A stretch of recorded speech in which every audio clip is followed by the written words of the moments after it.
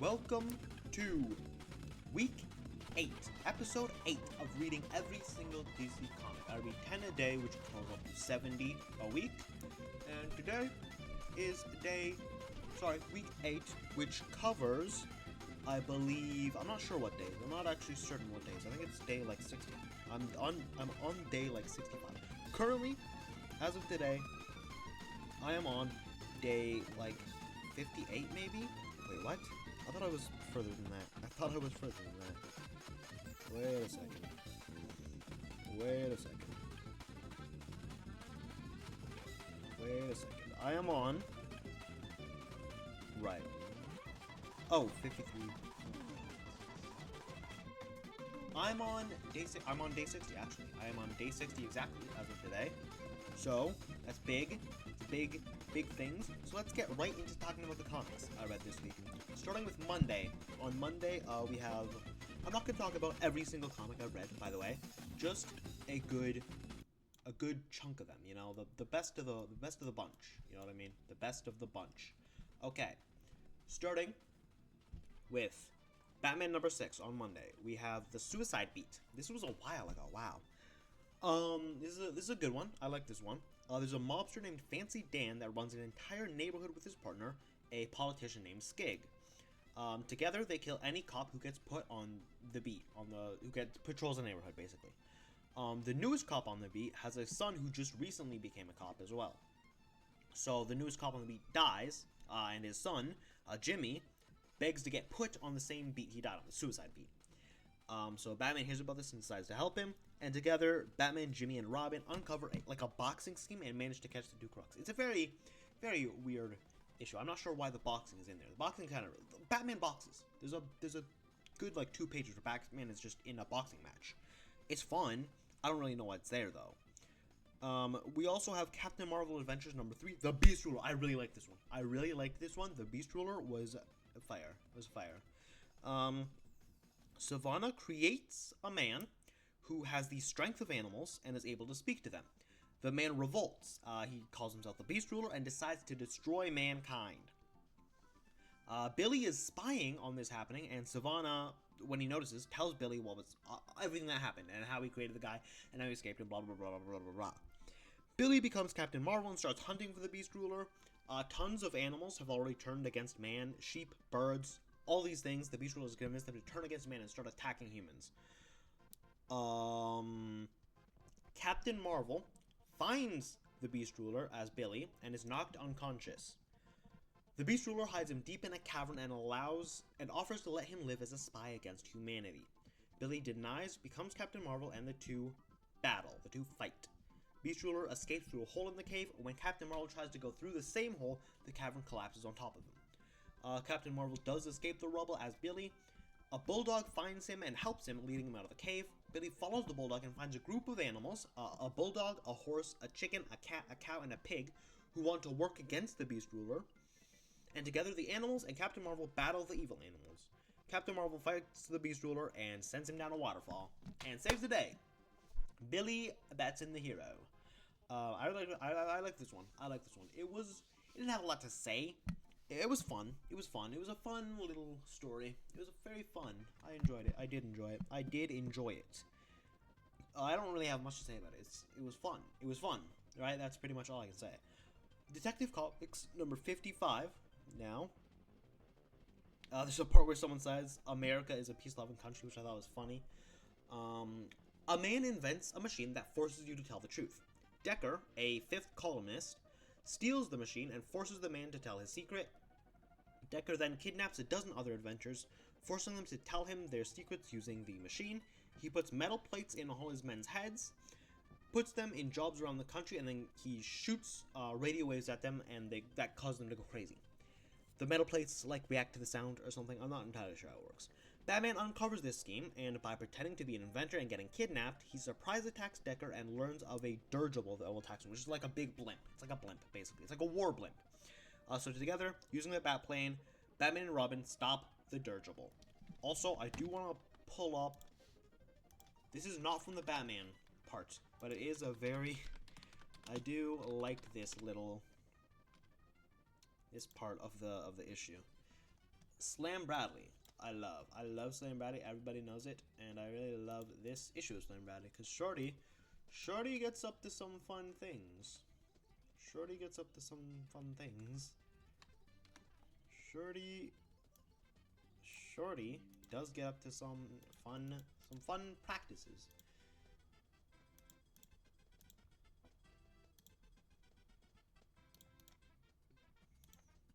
Some fun. Okay, here we go. Here it is. Shorty dresses as a woman. Shorty gets in the dress. He looks good. He looks good as a woman. I don't know why he's doing that. He did it to like find a guy, and it wasn't even useful. He didn't even do it well. He got caught like in 3 seconds. Also, on Monday, I believe. Yeah, on Monday, we got Dollman #1, which is confusing because Dollman is not an interesting character. Dollman deserves less than Bullet Man did, and Bullet Man did not deserve his own comic. And Dollman deserves it even less. So, you know, they were just giving anybody comics these days, back in those days. Flash Comics 21. I don't have much to say about it, other than the plot is really disjointed. There's like 2 different plot lines going on. It's confusing. It's a little confusing. On Tuesday, not much happened except for More Fun Comics, where Jim Corrigan Saves the Wedding. I actually really like this issue of Jim Corrigan doing that. Yeah, okay, actually, I didn't like this issue. I didn't, actually, because it's bullshit. It's stupid bullshit. It's stupid bullshit. Because Jim the Spectre, right? Jim Corrigan is at a wedding, okay? A wedding of his close friend and his close friend's fiance. They're getting married because they're fiancés. There's another guy who kidnaps the Jim's friend, the male fiance, whatever, the future husband, and so that the kidnapper can get with the wife because he likes the wife. So he kidnaps the husband to stop him from getting to the marriage. Jim, theoretically, as the Spectre, can fix this. Snap of his fingers, easy as fuck. They knew this, obviously, right? They know it doesn't make any sense for him to not be able to deal with a normal kidnapper instantaneously. So they did some fucking bullshit. Some once in like actually a billion years, but no, there's a once in a 1,000. No, there's a once in a 100,000 years occurrence happening on this day that this husband happens to get kidnapped and his engagement is trying to be broken up, and it causes the Spectre to lose his powers temporarily. Not lose his powers, but it causes him to get a lot weaker. It's so stupid. It doesn't explain why his powers are based on this weird event. It doesn't explain how that depowers him. It's very confusing. Are his powers tied to space then? It's some like meteor passing Earth? Are his powers tied to that meteor? Are they tied to space? Like why does that affect him? And really, it's on this night. It's on the one. Really. It's on the one night he's dealing with something he can deal with in the snap of his fingers. Really. Also, what's even more bullshit, they didn't even need to power him down. His powers fluctuate so much. That's just how they did it back then, dude. Everybody's powers were fluctuating. He'll beat a god in one issue and then fight a fucking racketeer in the next issue. They were all doing that. All the superheroes were doing that. So I don't know why, for the kidnapper, you had to change the rules and make it so, we have to have an excuse. Very confusing to me, but whatever you do, whatever you want, man. Whatever you want. Alright, I'm not a comic writer from the 1940s. Whatever you say, man. I have my gripes with this issue, let me say that. Dr. Fate issue isn't even interesting. I'm not even going to talk about it. It's not even interesting. It's worthless. Also, Police Comics #2, Plastic Man. One big question I have. In this issue, he just gets hired on the police force after he breaks up a dope racket. Okay? Surely, eventually, the crime organizations will realize that every time they work with E.L. O'Brien, they get sold out. They get busted. Right?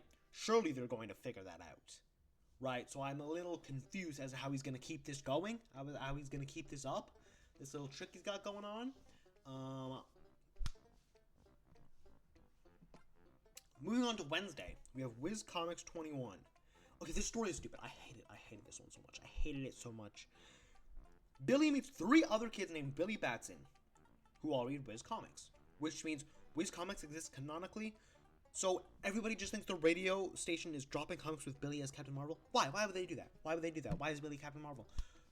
It doesn't make any sense. It's so confusing because Billy's actually Captain Marvel in the real world, but he's also in the comics. But the comics are also in the real world. But the comics are also in the comic world. And Billy is just telling everyone he's Captain Marvel, but obviously they don't believe that because he's just a little kid at the fucking radio station. But he's at the radio station.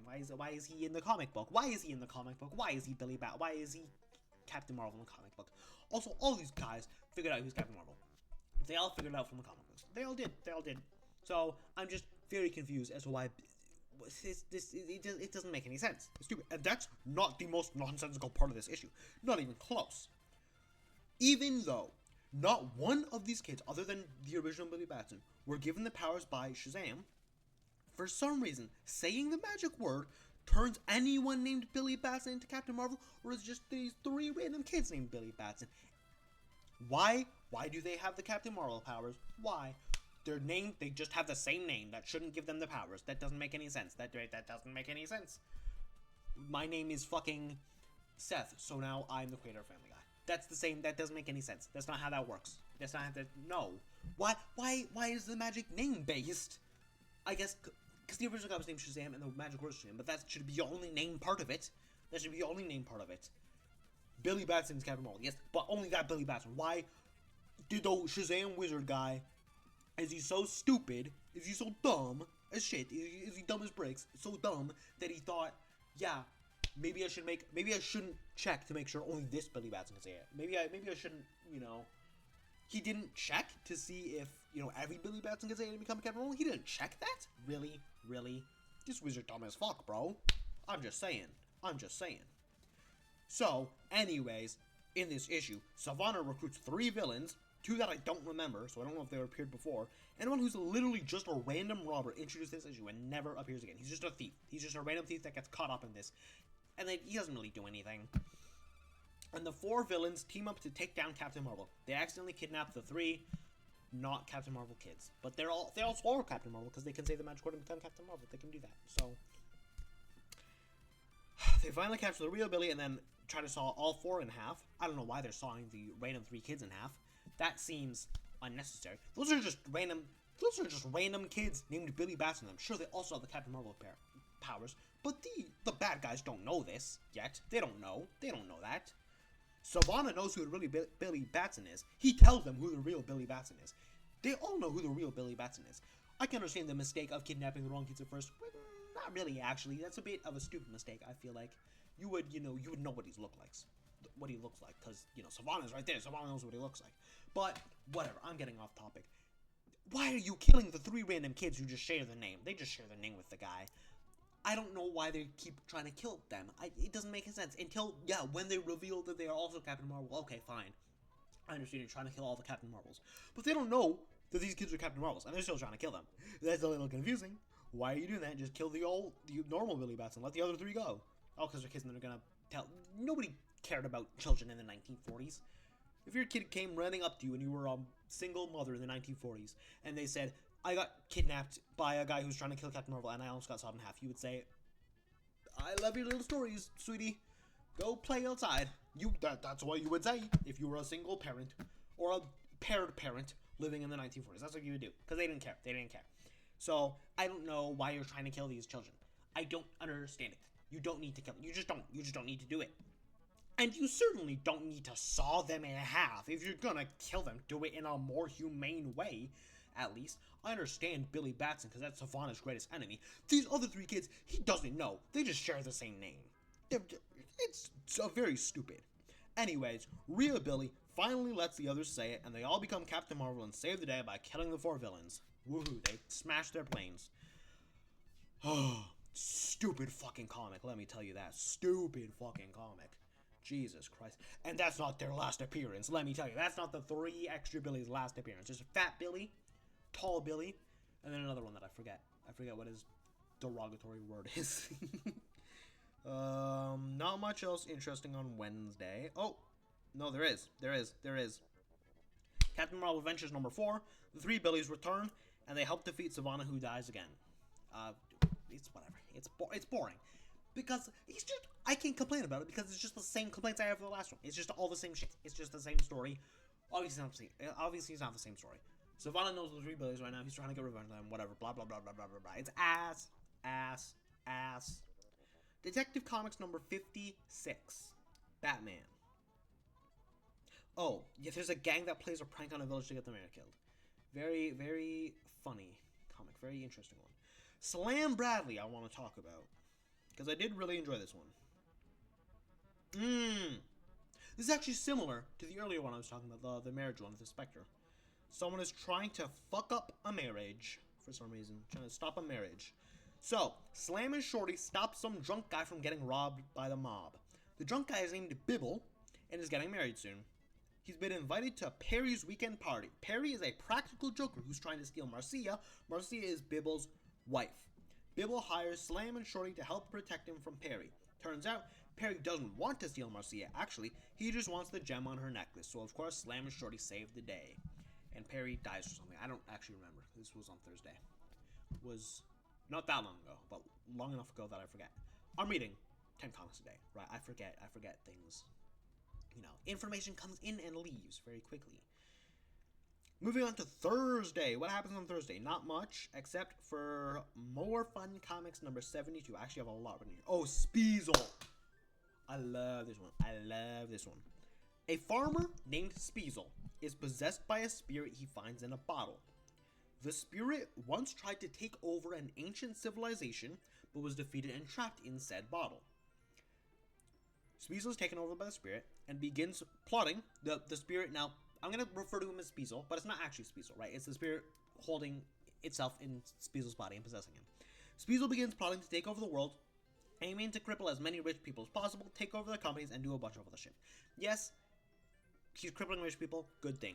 Taking over the companies, if he's doing that, but he's also evicting poor people from homes. So don't think he's a good guy, right? He's crippling the rich and the poor. He's trying to cripple the entire system, not to like fix it, not to like break it down and build it back up, which would be sort of admirable. No, he's just trying to destroy it, right? Because he doesn't like, he wants to own it. He wants to control it all himself. He wants to be a dictator of the world. So, when the stock market begins crashing and tons of people are being evicted by Speezel, the Spectre decides to take action. He manages to stop two thugs from framing a guy for Speezel and then scares them off.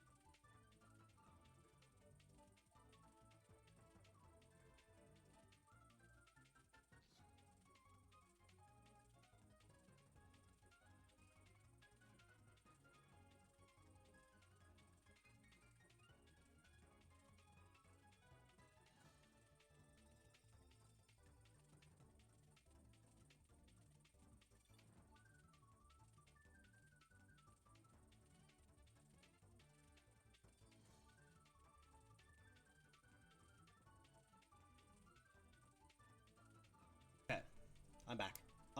Where was I? Oh yeah, he manages. So there's these two thugs that Speezel employs, and he employs them to frame a guy so that he can take over the guy's business. So Spectre stops the two thugs and manages to scare them off, and they quit Speezel's job. They quit. Speezel is able to speed the Spectre, which is how the Spectre figures out, oh, this is like a spirit. This is like, there's like a spirit in this guy. There's like a supernatural stuff going on here. The Spectre tries to fight Speezel, but Speezel easily wins, sends him flying into the stratosphere. This is where the bullshit comes in. There's bullshit in every comic from here. This one is super bullshit. I do enjoy this one, though, because I really like Speezel, but the way Spectre wins is fucking bullshit. The Spectre asks for help from the same disembodied voice, who's like, I think God, but the same disembodied voice that made him the Spectre, and the disembodied voice, well, I'm just gonna say it's God, gives him a red ring of energy around his waist. The red ring allows him to undo all that Speezel harm just by, like, flying over the world. It just reverses time, I guess? I'm not entirely sure how it works, considering most of what Speezel did had to do with, like, crashing the economy. How do you, like, undo that with magic? A little confusing. I guess it just reverses time, kind of, but it doesn't reverse time, because the people still remember that happened. So I don't understand how it works, but it reverses everything he did. It undoes it. And then the red ring allows him to undo all the Speezel harm. I said that, and forces the spirit out of the real Speezel's body and captures the spirit in a jar, sending it to the bottom of the sea. Also, there's a panel where Speezel is a giant octopus taking over the world, and then Speezel goes back to his farming, and this is gonna really suck for him, honestly. I can't imagine being him in that situation because nobody knows. The Spectre's the only one who knows that it was a spirit, right? Everybody else just thinks this farmer turned into a complete genius, mogul, asshole trying to take over the world. And he's probably going to get in some serious legal trouble too. But he didn't do anything wrong, right? Well, he did, but he didn't. The evil spirit in his body did. It just seems kind of like a sucky situation for this guy, you know? I do feel bad for him. I have experienced similar things before. I have. If I'm being honest. Oh my god, my fucking shit is messed up right now. And I'm trying to fix it. Stop doing that. Okay. We're good. Dr. Fate. Oh my god, I hate what's going on in Dr. Fate right now. Dude. God, I have to pull this up. I have to fucking pull this up. I have to pull this up right now. I have to pull this up right now. I have to pull this up right now. I have to. More Fun Comics 72. More Fun Comics 72. Oh my god. Good lord. It's just so bad. It's so bad. It's so bad. It's so bad. Oh my god. It's so bad. I hate it. I hate it. I hate it. I hate it. I hate it so much. Where is it? Where's my fucking image? There. What the fuck is that? What is that? No! Bring back his full face helmet. Why is it uncovered? What the fuck? Why is it a half helmet? You know why it's a half helmet? You know why? For the fucking for their stupid, dumb fucking plot to work. That's why they made it a half helmet. Dr. Fate's helmet design, it's just so stupid now. The full helmet was so perfect. It was perfect. That's why they go back to it eventually. Because it's perfect. But then you ruin it by cutting it in half. And it's not just like this for one issue. If it was like this for one issue, fine. I could survive.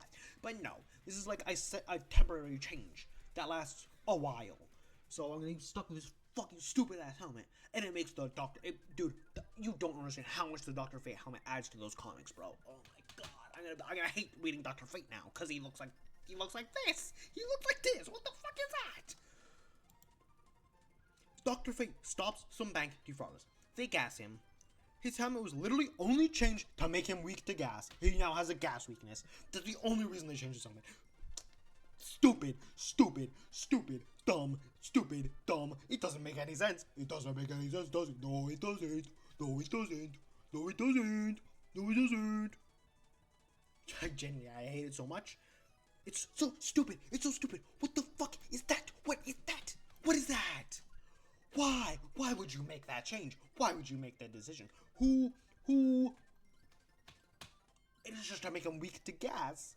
If you want to be weak to things, then do more magic shit. Do more supernatural shit, then. Instead of doing your stupid fucking war shit. Your stupid fucking racketeering. Oh, it's racketeering. Oh, it's a mob boss. Oh, it's a mob boss. Oh, it's fucking non-white people. Oh no, so scary.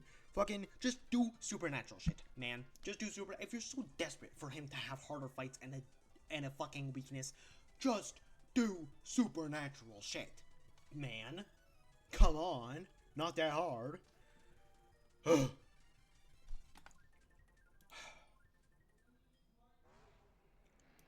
Moving on to Friday.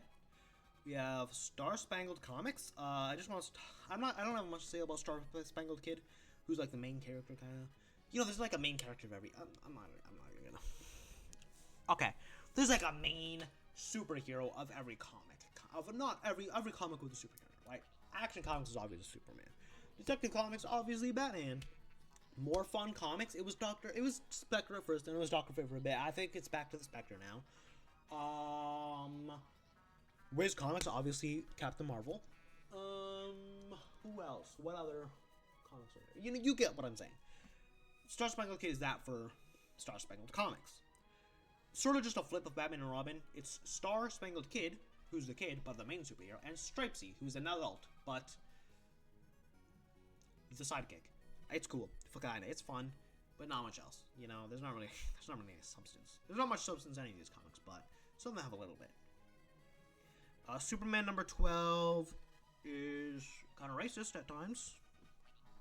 That's not surprising. Wiz Comics 22. Billy, this is actually an interesting one. This is an interesting one. Some of the decisions they make. Billy journeys with a man named Whitey to find the explorer Malcolm. They come across an ancient temple with a living monkey statue. Turns out the statue only appears to be alive because of all the natural gases around it. The trio realized the land of the natives would get ravaged if it got out that there were tons of natural gases and oils there, so they decided to keep it to themselves.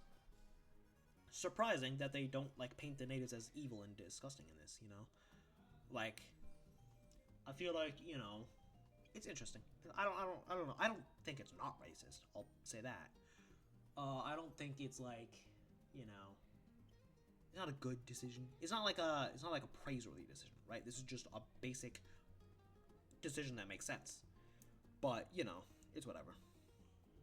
Whitey is Billy's assistant now, officially. That's official. Action Comics number 42. Luthor creates a city in the sky pretending to be an interplanetary explorer. And this is the first time, I believe, that Superman gets hypnotized / mind control.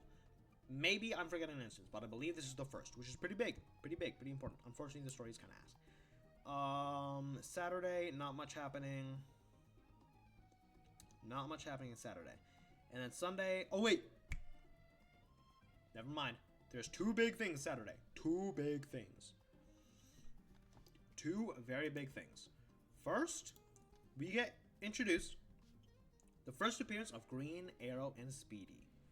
When members of the History Club start dying, and the History Club is like a club of people who have similar last names to historical characters, which is, it's a stupid club, but they all have the last name of a historical figure.